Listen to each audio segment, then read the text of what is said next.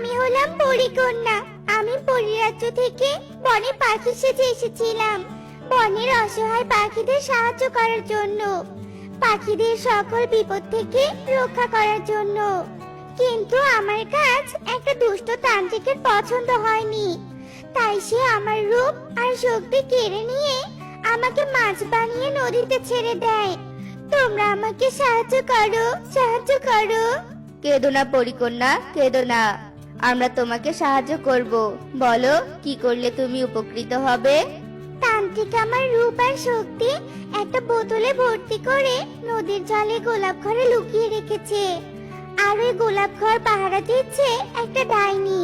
কিন্তু তুমি কি পারবে সেই ডাইনিকে পাশ কাটিয়ে আমার রূপ আর শক্তিবন্দি বোতল আনতে? তুমি বনের অসহায় পাখিদের সাহায্য করতে, তাই না? তুমি বিনা বনের পাখিরা অনেক বেশি দুঃখে আছে। তোমার শক্তি আর রূপ ফিরিয়ে দিতে যদি ডাইনির হাতে আমার মৃত্যুবরণ করতে হয়, তাতেও আমি রাজি আছি। আমি তোমাকে কথা দিচ্ছি, তোমাকে ঠিক করেই ছাড়বো। চললাম আমি নদীর জলের গোলাপ ঘরে।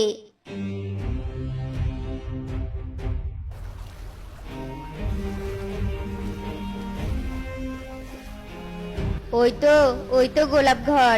কিন্তু পরিকন্যা যে বলেছিল ডাইনি আসবে, কই ডাইনি তো এখনো এলো না। মনে হয় ডাইনি ঘুমিয়ে পড়েছে। যাই, জলদি গোলাপ ঘরে প্রবেশ করি।